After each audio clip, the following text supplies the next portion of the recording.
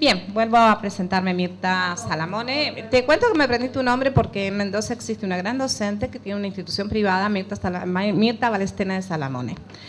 Excelente. Tiene la librería Rayuela y tiene un instituto superior. Perfecto. Por eso me aprendí tu nombre. No es pariente, pero estamos. Bien, nuestra propuesta acá es lo siguiente. Yo voy a recuperar algunas de las cosas que vimos con el profesor, porque en realidad me sirven muy bien de marco. Él planteó todo un marco de esta época en donde yo me acordaba cuando él venía hablando de que todos éramos partes integrantes de un todo y de un engranaje. Yo no sé si ustedes han tenido la oportunidad de ver la película Tiempos Modernos de Charles Chaplin, y allí perfectamente está el paradigma que presenta el profesor. Pero hoy estamos en el siglo XXI. Siglo XXI en donde nos enfrentamos a una serie de desafíos y donde nos enfrentamos, como es la propuesta, de un nuevo paradigma. Un nuevo paradigma que en realidad se está nutriendo de distintos paradigmas, de paradigmas anteriores. La visión que nos presentaba el profesor era un paradigma terriblemente positivista, que es donde fue creada nuestra escuela, donde se crearon las disciplinas escolares, donde hay un cachito de matemática, un cachito de geografía, un cachito de historia, y pensamos que el alumno tiene que hacer toda esa relación y esa integralidad. Pero de pronto, en ese espacio escolar, donde confluyen una serie de culturas organizacionales diversas y donde confluyen también esto que hoy nos vemos enfrentados a tratar, que es la diversidad, ¿sí? Diversidad que implica que tenemos 30 alumnos en un aula y 30 alumnos, no, yo tengo más, les cuento que tengo 40, y 40 alumnos que en realidad cada uno tienen sus propias historias y mochilas y recorridos y itinerarios, ¿sí? En el sistema de aprendizaje, algunos han recibido algún tipo de educación informal, que es la que se recibe en la casa, o sea, le han leído alguna vez un cuento, y otros no le han leído absolutamente nada. Entonces viene la madre en primer año y le dice, mire, acá lo traigo para que lo eduque. Y usted dice, ¿y qué hago con este chico de 13 años, donde ya llevó 13 años de su vida? ¿Y qué pasó en estos 13 años? Yo a una madre le pregunté, ¿y usted qué hizo con los 13 años anteriores, señora? Si yo lo tengo que empezar a educar a los 13 años, ya hemos recorrido un trecho, ¿no? Y acá creo que es donde se sientan las bases. Por eso en psicología, y recupero mucho lo que dijo la disertante anterior, los 5 primeros años de la vida de un individuo son los que sientan las bases. Esas bases o esos pilares sobre la cual se construye el edificio de lo que vamos a hacer nosotros. Que podemos mejorarlo, podemos profundizarlo, podemos hacer otros recorridos, pero nunca hay algo que yo observo a mis alumnos, como buena socióloga, observo esto de que nunca uno traiciona la naturaleza con la que fue construido. Entonces, muchos de los hechos que nos vemos enfrentados en las aulas, lo vemos en esta realidad concreta. El chico, de acuerdo a sus itinerarios y sus recorridos desde chico, si bien el chico que he enseñado mucho en primaria, también he tenido experiencia, esto de que vienen y se relacionan con una cachetada, no, si estoy jugando, no, querido, a ver, no estás jugando, eso no es jugar, eso es golpear a un otro. Y entonces, no sé si acá sucede, pero en Mendoza sucede, y le dicen, no, che, le largaron la palabrota. Y le digo, mijito, lo estás insultando.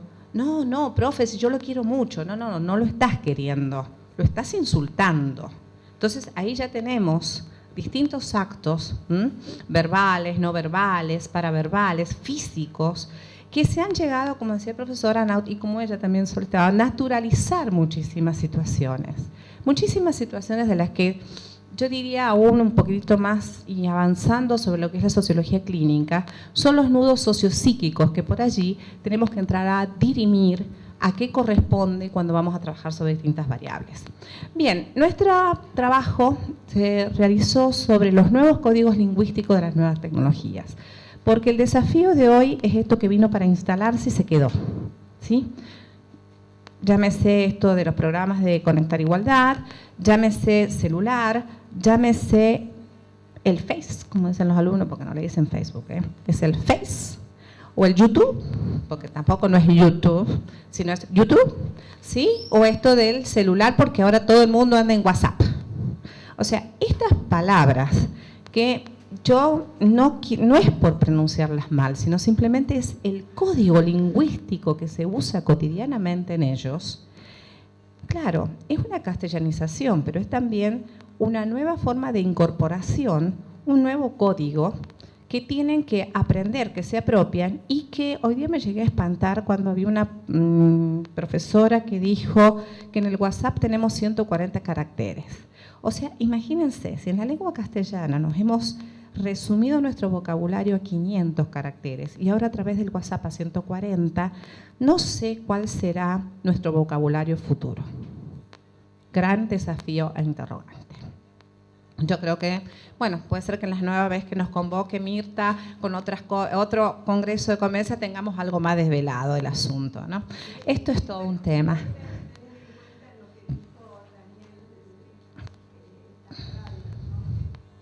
Sí, sí. Es que en realidad, más que Daniel, yo en eso yo coincido ampliamente y por eso tenía muchas ganas de conocerlo al profesor Búrbules, en donde dice que es esto. Es esto. Hoy por eso es que digo que está y se instala. Y cómo convivimos y cómo tomamos ese efecto. Y acá hay una serie de relaciones entramadas que se traban. Bien, ahí tienen nuestra pertenencia. Pertenezco a la Universidad Nacional de Cuyo, Facultad de Filosofía y Letras.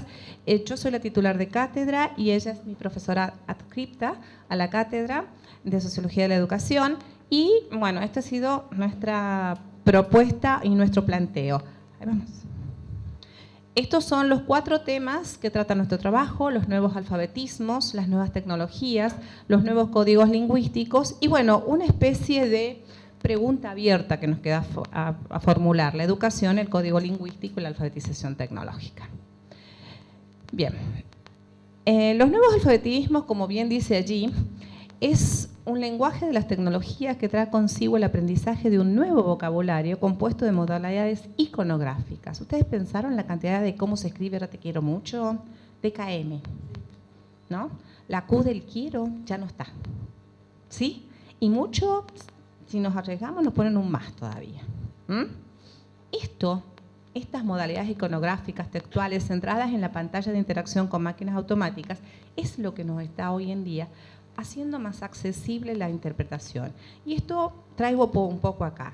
Todos nos llegamos a entender porque manejamos un código lingüístico que adquiere su significado para todos nosotros que estamos construidos en un compartir simbólico de lo que implican esas palabras. Pero cuando no tenemos un compartir simbólico de lo que implican esas palabras, nos encontramos ante una gran dificultad. Porque, a ver, yo tengo profesoras en la escuela, soy coordinadora del área de ciencias sociales, le comento, y viene una profesora y dice, me faltó el respeto. ¿Y qué te dijo? Me trató de vos, y porque quizás él no sabe tratar de otra manera. Porque en su educación informal no existió nadie que le dijo, no, mira, al adulto se trata de usted. Porque a veces la madre, y hoy los chicos que recibimos en las escuelas son hijos de chicas de 14, 15, 16 años, seamos honestas, tienen una paridad. Y pensemos que si la juventud se ha extendido hasta los 30 años, según la posmodernidad, entonces tenemos esta convivencia de adolescencias tempranas con adolescencias tardías. ¿Quién juega el rol de adulto? Gran interrogante. Parece que nos toca la escuela. Bien. Ahí es donde es importante lleva a desarrollar nuevas competencias para acceder a nuevos lenguajes vinculados al pensar, al negociar, a ser capaces de participar críticamente en las condiciones de la vida actual. Porque no hay espacio de reflexión. Si yo carezco del valor de la palabra, con su carga semántica y su semiosis social, o sea, este significado que me representa en mi contexto, yo les voy a contar algo muy gracioso que me pasó en una... Sale la profesora de biología asustada y dice, ay, pero con estos chicos no se puede trabajar, me traban toda la clase. Entro yo después de la profesora de biología, mira chicos, ¿qué pasó? La profesora de biología salió tan mal. ¿Y qué? Si me dice que yo soy un traba. Bien, una misma palabra significa 2 cosas. A la profesora le trababan la clase el hecho de tanta dispersión. Y el chico se había considerado que la profesora le había dicho que era un traba. O sea, a ver, esperen, uno es un estigma y lo otro es una acción, ¿no? Entonces veamos acá la variedad que puede haber en ese código lingüístico. ¿Cómo lo interpretamos? Y ahí tenemos esta diferencia que existe en un mismo espacio áurico. Pensemos en una escuela que llega a tener 1.500 alumnos como tengo yo en el Colegio Nacional. No les cuento como mediador escolar todo lo que me toca resolver, ¿no?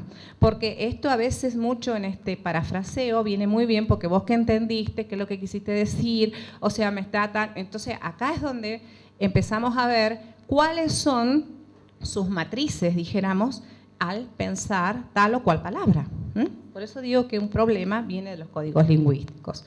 Hoy, estar alfabetizado implica mucho más que saber cómo utilizar un sistema lingüístico y presupone unas complejas amalgamas de formas eficientes del saber para estar en el mundo. ¿Sí? Esto realmente es complejizado. Piensen, no solo tenemos que sabernos los docentes un código, dijéramos, apoyado por la ciencia, sino de pronto también tenemos que saber cómo el chico habla para llevarlo esto de lo cercano a que se apropie este otro código más elaborado. Ya vamos a ver el autor que soporta esto, esta teoría, pero en esto, ¿cómo lo llevamos? Y encima en el medio tenemos todos los años nos vienen con palabritas nuevas que sacaron de algún programa televisivo, de algún espacio del YouTube, ¿no? Bien, ¿sí? O que les pasaron, o que hicieron una nueva abreviación. Yo tenía siempre una estrategia, los hacía hacer cada año un diccionario de las palabras que usaban, después me lo aprendía y trataba más o menos de llegar a los códigos de ellos, a través de ellos, pero tratar de allí partir para llevarlos a que se apropien de un código más elaborado. Bien, las nuevas tecnologías en la sociedad en la que vivimos hoy, la información desempeña un papel conformador fundamental. Creo que estos 3 días lo hemos logrado comprender cabalmente. Es lo que yo dije, Mirta. Están, acá llegaron, se instalaron y nos conforman. Y ahora son como, dijera un poeta, son nuestras extensiones, ¿sí? La computadora y nuestro paneo, dijera, nuestra digitalización es nuestra extensión de un yo. Y acá es el tema. ¿Qué estamos haciendo cuando estamos hablando de manera digital? Esto es un tema. El desafío es ahora entonces incorporar nuevos códigos lingüísticos que ya no pongan acento en el leer y escribir tradicional.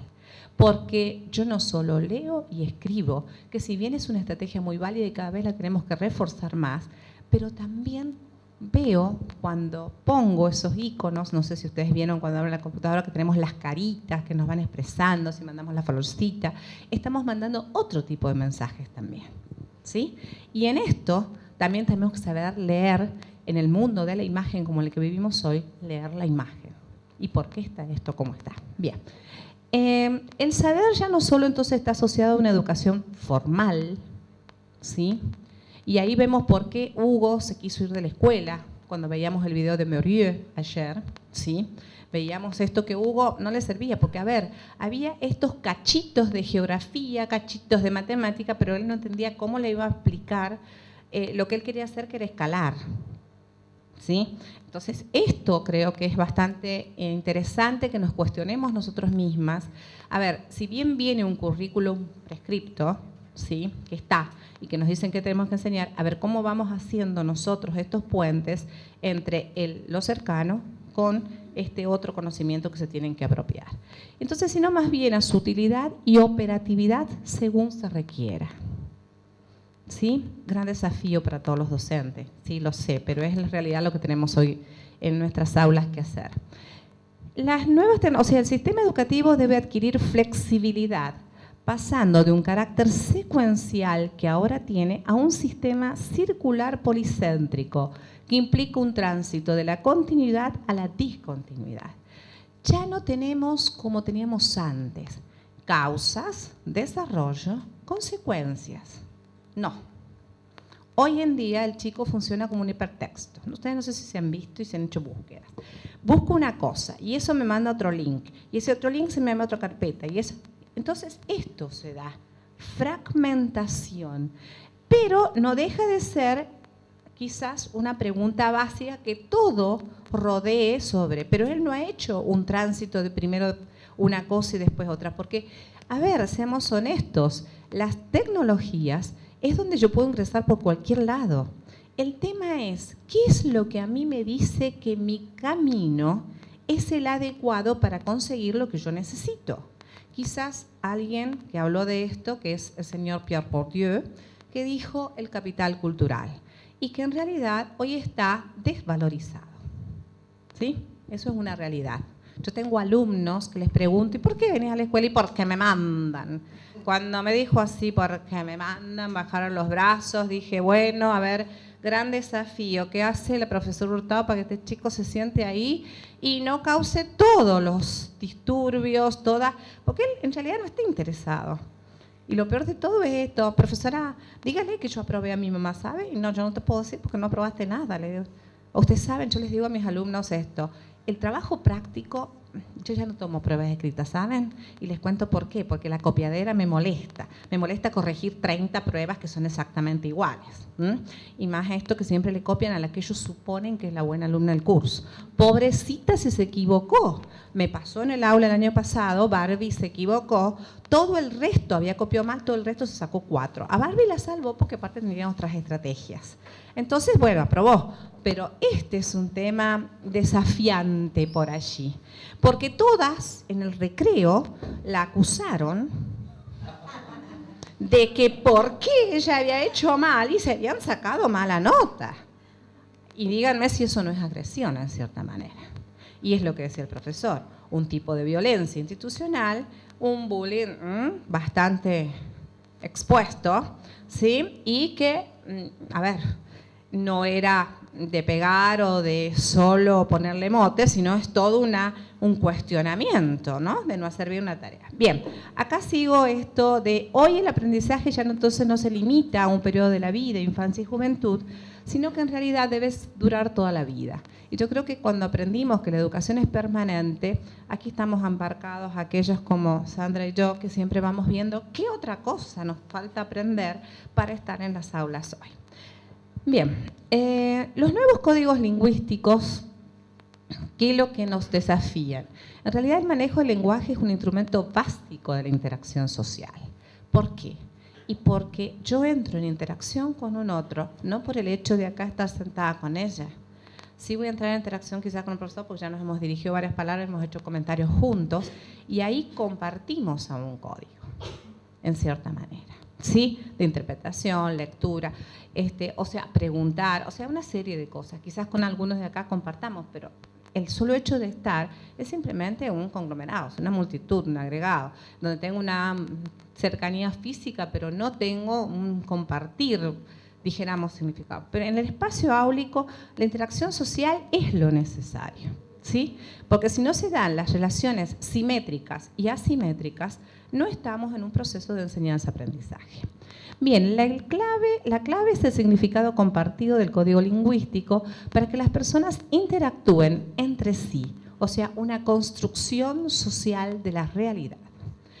Bien, esto es Berger y Luckmann, ¿no? Sociólogos clásicos. Bien, la educación puede ser considerada como un proceso mediador entre las estructuras y el uso del lenguaje o a la inversa, ¿sí? Esto es un ida y vuelta. Acá vemos, el lenguaje contribuye al éxito y o fracaso escolar y social cuando se ajusta o no al patrón lingüístico del sector dominante de la población. Y acá tenemos varios autores que nos van a hablar de esto. ¿Cuál? A ver, me llaman para dar un posgrado sobre gestión universitaria en las universidades privadas de Mendoza y me piden que hable sobre el estudiante universitario. Y entonces, ¿cuál fue mi postura? A ver, ¿qué alumnos? No, dice una decana de una facultad, no, me dice, no, yo en mi facultad tengo todos alumnos normalitos. A ver, ¿qué es ser normalito? A ver, esto es definir en qué institución es ser normal. ¿Normal para qué? ¿Con respecto a qué? Esto es el tema. Y a veces cometemos ese tipo de generalizaciones que son, por lo cierto, nos hacen caer en muchos errores. Esto, el lenguaje, el uso adecuado del lenguaje es una medida de normalito. Si el alumno dice buenas tardes, saluda, ¿sí? Por favor, ya miramos distinto. No que viene, ¡profe! Pego el grito, veo de acá para allá, ¡profe! Yo me doy vuelta y le digo, lo miro. ¡Profe! Venía, avísame acá, pregúntame acá. Esto, pero todo existe y esto no implica que no sea normalito, porque puede tener todas sus capacidades, habilidades y destrezas por desarrollar. O sea, esto es el patrón. Bien, el uso del código lingüístico, como vemos, que impone un sector dominante de la población, realmente es lo que nos sirve de medir. Pero hoy en día, a ver, si todos, de todos los sectores sociales, escuchan la cumbia villera, ¿qué es lo normal? La cumbia villera. No es la música con una letra elaborada. Y había que estudiar qué transmiten esas letras, porque ahí vamos a entender cuál es el patrón de normalidad. Ojo, a veces partimos los adultos de una serie de preconceptos porque nos remitimos a nuestras propias infancias y juventudes que no tiene que ver nada con el siglo XXI. ¿Sí? En donde se nos presentan otras diversidades. Y las buenas lecturas de las realidades nos permiten un buen diagnóstico también para poder una buena intervención. De allí que el manejo adecuado del código lingüístico, apropiado o no, acentúa las diferencias sociales impidiendo la convivencia. Porque, como yo les expliqué, esto de la traba, este chico le interrumpía a esta profesora, le interrumpía una buena convivencia con su aula, una buena coexistencia para que ella pueda realizar su acción pedagógica. No la podía realizar porque no establecían el mismo código. ¿Sí? ¿Y qué decimos cuando hay alumnos de un sector que tenemos en las aulas que manejan un tipo de código con respecto a las que se sientan adelante, que allí es donde vemos el bullying a veces muy constante, ¿no? Esta agresión de que las que se sentaron adelante, bueno, son las nerds, las chupamedias, las no, o sea, una serie de motes, de tildes, de cosas por el uso del código. Bien, nosotros para hacer nuestra propuesta nos basamos en la teoría de Basil Bernstein. Basil Bernstein es un sociólogo de educación muy famoso en Inglaterra, en donde él hizo su investigación entre las zonas urbanas de Londres y investigando, pues ustedes saben que los ingleses han sido los iniciadores de la revolución industrial, así que las industrias en los alrededores de Londres son muy grandes y conforman unos barrios muy, dijéramos, extensos. Entonces él hace su investigación en esos barrios alrededor de Fabriles, ¿sí? Y los códigos que usan los chicos de las escuelas del centro de Londres. Y ahí empieza a dirimir qué términos usan unos, qué términos usan otros. Y aquí ven, él anota que los chicos de sectores obreros tienen frases cortas, simples, muchas veces inacabadas, como sí, andá, orden corta, ¿sí? Toma agua, o sea, no como quizás una explicación que recurre a más gamas de propuestas formales. No, mijito, si tenés fiebre, toma agua porque vos te vas a deshidratar y ahí entramos toda una explicación. No, esto no sucedía, empiezas a hacer la observación. Él dice un lenguaje simple de semántica y sintáctica que se completa generalmente con el gesto. Anda. Y a veces no se termina, inacabado. ¿Sí? Acá tenemos una sintaxis mucho más precisa, uso de pronombres impersonales. Él va haciendo una observación con un registro, ¿sí?, de carácter etnográfico sobre las palabras que van usando los distintos sectores. No los voy a detener, yo creo que van a subir, Mirta, no sé, los trabajos nuestros, así que ahí pueden leer más en extenso. Pero es simple el ejemplo que yo quería citar de Bernstein. Acá viene que el autor persiste en que la escuela y la sociedad valoran todo aquello que va ligado al código elaborado. Y aquí es donde yo entendería esto que me dijo la decana de alumnos normalitos. Para ella, normalito era manejar el código que ella manejaba. Ahora, manejaba en bioquímica, les cuento. Yo seguro que no voy a entrar en ese normalito, porque mi lenguaje de bioquímica es lo básico, H2O, vieron esas cosas así, CO2, o sea, es básico, les digo realmente. Entonces, los que tienen dificultad para manejarlo siempre van a tener menos oportunidades de éxito escolar y de promoción social, ¿sí? Porque muchos de los planes yo los observo, los miro, los releo, y realmente están pensados, y perdonen, esto se lo digo desde Mendoza, están pensados de un escritorio del Palacio Pizzurno, que no tienen que ver con la inmensa variabilidad que tenemos desde La Quiaca a Tierra del Fuego en esta República Argentina.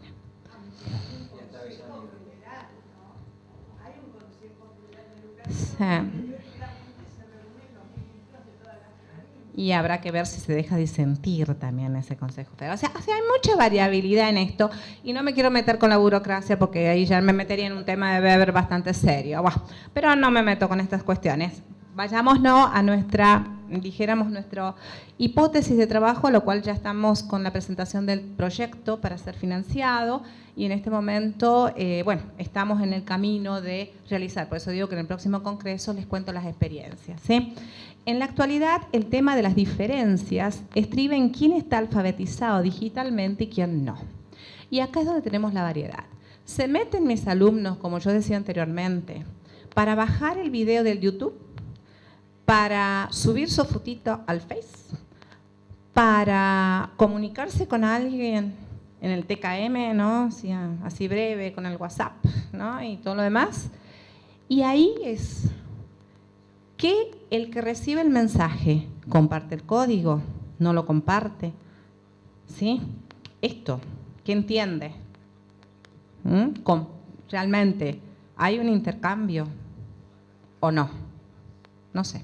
Bien, esto vamos a llevar a investigar. Los nuevos alfabetismos a través de las tecnologías configuran nuevas relaciones sociales y culturales y forman parte de una nueva estructura de pensamiento. Si ya dije, no existe más la lógica de causa, desarrollo y consecuencia, sino hay una lógica de hipertexto, de recorridos por diversos lados que uno puede estar primero, el otro el quinto, en la otro pensamiento secuencial.